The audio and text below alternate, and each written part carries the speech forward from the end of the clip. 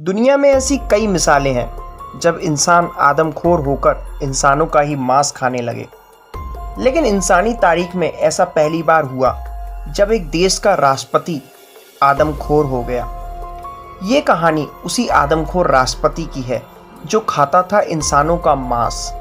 वो सिर्फ इंसानों का मांस ही नहीं खाता था, बल्कि जिनका मांस खाता था उनके सिरों को अपने फ्रिज में भी रख लेता था और राष्ट्रपति की गद्दी पर बैठकर ये वो घिनौनी हरकतें सालों साल करता रहा। लेकिन दुनिया उसके बारे में क्या सोचती रही, इससे उसे कोई फर्क भी नहीं पड़ा। नाम था उसका ईदी आमीन और वो था अफ्रीका के एक छोटे से देश युगांडा का राष्ट्रपति। ईदी आमीन पर इसके अलावा 6 लाख लोगों का कत्ल करवाने का भी इल्ज़ाम लगा। वो बुरा था, क्रूर था, ये उसके देश के लोग जानते थे, मगर कभी किसी ने उसके खिलाफ आवाज़ नहीं उठाई। जानते हैं क्यों? क्योंकि एक बार कुछ लोगों ने उसके खिलाफ आवाज़ उठाई थी और उन्हें पहले खुलेआम लकड़ी के खंभों से बांधा गया, फिर उनके मुंह पर काला कपड़ा लपेटकर गोलियों से भुनवा दिया गया। और तो और इन लाशों को ट्रक में लादकर आदमखोर ईदी आमीन के पास भेज दिया गया। कहा जाता है कि उसने इन लाशों से अपनी भूख मिटाई। अब आपके जहन में ये सवाल उठ सकता है कि इंसान का मांस खाने वाला एक दरिंदा आखिर एक देश का राष्ट्रपति कैसे बन गया? तो सुनिए आदमखोर ईदी आमीन के राष्ट्रपति बनने की कहानी जितनी दिलचस्प है उतनी ही खूनी भी है।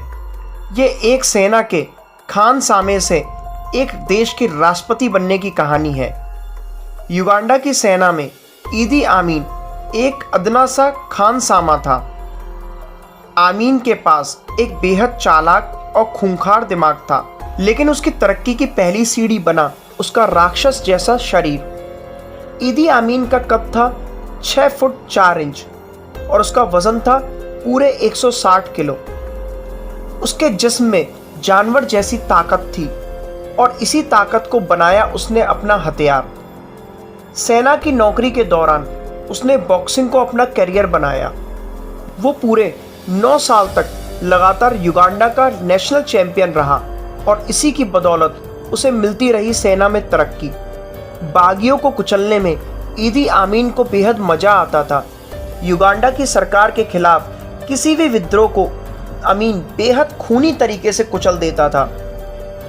कहते हैं इसी दौर में ईदी आमीन के मुंह में लगा इंसान का खून।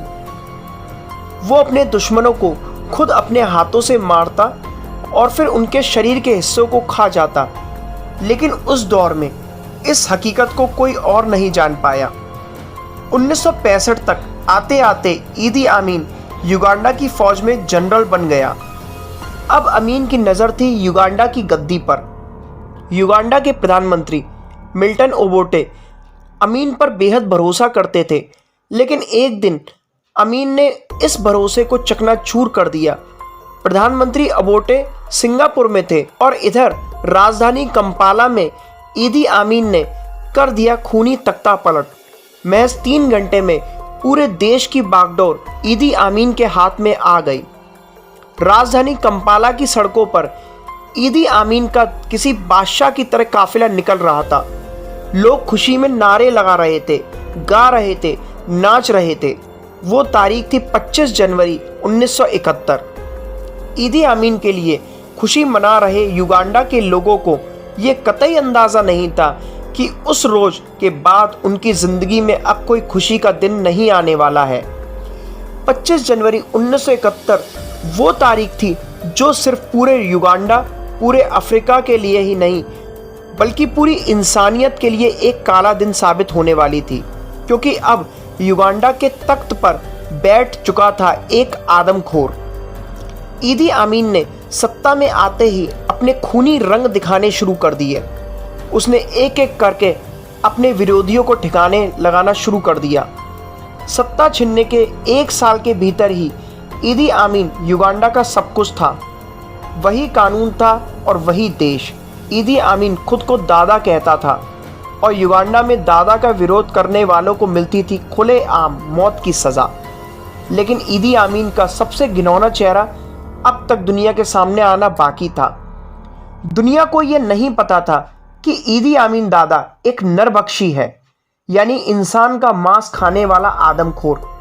ईदी आमीन के इस राज पर से सबसे पहले पर्दा उठाया उनके डॉक्टर किम्बो रिंगोटा ने। डॉक्टर किम्बो एक बार ईदी आमीन के किचन में बर्फ लेने के लिए गए। जब उन्होंने फ्रिज खोला तो उनकी आंखें फटी की फटी रह गई। फ्रिज में रखे हुए थे 2 नरमुंड। डॉक्टर किम्बो ने जब कुछ और लोगों से पूछताछ की तो पता चला कि ईदी आमीन का फ्रिज हमेशा इंसानी लाशों से भरा रहता है। कहते हैं कि ईदी आमीन को अपने दुश्मनों के शरीर का मांस खाने में सबसे ज़्यादा मज़ा आता था। ईदी आमीन की इस वहशियाना हरकत का सबूत दिया था एक और सरकारी डॉक्टर ने। 1975 में ईदी आमीन ने पहले तो उसकी बात ना मानने वाले चीफ जस्टिस की हत्या करवा दी, और जब चीफ जस्टिस का पोस्टमार्टम चल रहा था तो खुद ईदी आमीन वहां पहुंच गया। डॉक्टर ने दावा किया था कि ईदी आमीन ने उसे वहां से जाने के लिए कहा और फिर चीफ जस्टिस के मांस से अपनी भूख मिटाई। ईदी आमीन की खूनी करतूतें जब युगांडा के बाहर तक पहुंचने लगी तो दुनिया ने उसे दिया एक और नया नाम, अफ्रीका का हिटलर। ये नाम सुनकर उसे गुस्सा नहीं आता था, बल्कि वो हंसता था। ईदी आमीन ने पूरे 8 साल तक युगांडा पर हुकूमत की, और इन 8 सालों में शायद ही ऐसी कोई सुबह रही हो जब युगांडा की सड़कों पर सैकड़ों लाशें ना मिली हों। दावा किया जाता है कि अपनी सत्ता के दौरान ईदी आमीन ने पूरे 6 लाख लोगों को मौत के घाट उतार दिया था। ईदी आमीन सिर्फ क्रूर नहीं था, बल्कि बहुत बड़ा अय्याश भी था। वो सरकारी पैसों से अक्सर पार्टियां किया करता था जिसमें शराब और शबाब का बोलबाला होता था। ईदी आमीन का मन औरतों से कभी भरता नहीं था। उसने 1-2 नहीं बल्कि 6 शादियां की, जिसमें से 5 शादियां तो उसने राष्ट्रपति की गद्दी पर बैठकर की। 6 बीवियों से ईदी आमीन के 45 बच्चे थे। ये तो ईदी आमीन के उस कुनबे की बात हो रही है जो सारी दुनिया के सामने था, लेकिन ईदी आमीन का हरम तो इससे भी बड़ा था। आमीन के हरम में 35 से ज़्यादा औरतें थीं, जिनमें उसके 100 से ऊपर बच्चे थे।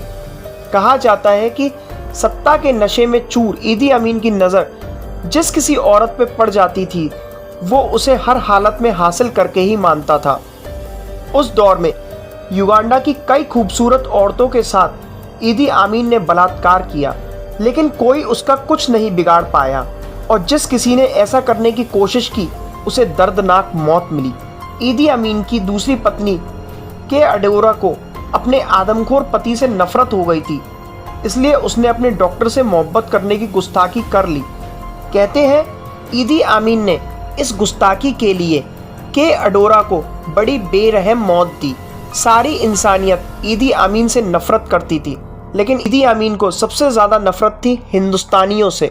उसकी नफरत का अंदाज़ा इस बात से लगाया जा सकता है कि उसने पल भर में फैसला लेकर 1 लाख हिंदुस्तानियों को युगांडा से बेदखल कर दर दर की ठोकरें खाने के लिए मजबूर कर दिया था। दरअसल जब युगांडा पर ब्रिटेन की हुकूमत थी, उस दौर में हज़ारों हिंदुस्तानियों को ब्रिटिश सरकार युगांडा लेकर गई थी, जिनमें से ज़्यादातर वहीं बस गए, और अपनी काबिलियत की बदौलत उन्होंने युगांडा की अर्थव्यवस्था में अपना दबदबा बना लिया। ईदी आमीन जब सत्ता में आया तो उसका पहला शिकार वहां रहने वाले हिंदुस्तानी ही बने। 4 अगस्त 1972 के दिन ईदी आमीन ने 90 दिन के अंदर सारे हिंदुस्तानियों को 2 सूटकेस के साथ युगांडा छोड़ने का फरमान सुना दिया। उसका मानना था कि युगांडा की संपत्ति पर सिर्फ युगांडा के लोगों का अधिकार होना चाहिए। ईदी आमीन के इस फरमान के साथ ही वहां रहने वाले हिंदुस्तानियों में हड़कंप मच गया। अपना जमा जमाया धंधा पानी छोड़कर हिंदुस्तानी ब्रिटेन भागने लगे। उस समय देश की प्रधानमंत्री इंदिरा गांधी ने भी ईदी आमीन को चेतावनी दी, लेकिन सनकी तानाशाह ने इसे अनसुना कर दिया। ईदी आमीन जरूरत से ज़्यादा निरंकुश होता जा रहा था। कभी वो इजराइल के विमान का अपहरण करवाता, तो कभी खुल्लम खुल्ला अमेरिका को धमकी देता। उसके सर पर लीबिया के तानाशाह कर्नल गद्दाफी का हाथ था। गद्दाफी की ताकत पर ईदी आमीन को इतना भरोसा था कि उसने पड़ोसी मुल्क तंजानिया से दुश्मनी मोल ली।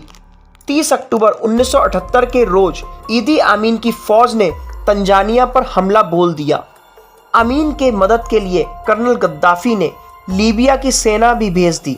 अमीन की सेना और गद्दाफी की फौज ने मिलकर पूरे 6 महीने तक तंजानिया के साथ युद्ध लड़ा। आदमखोर ईदी आमीन के दिन अब लदने वाले थे।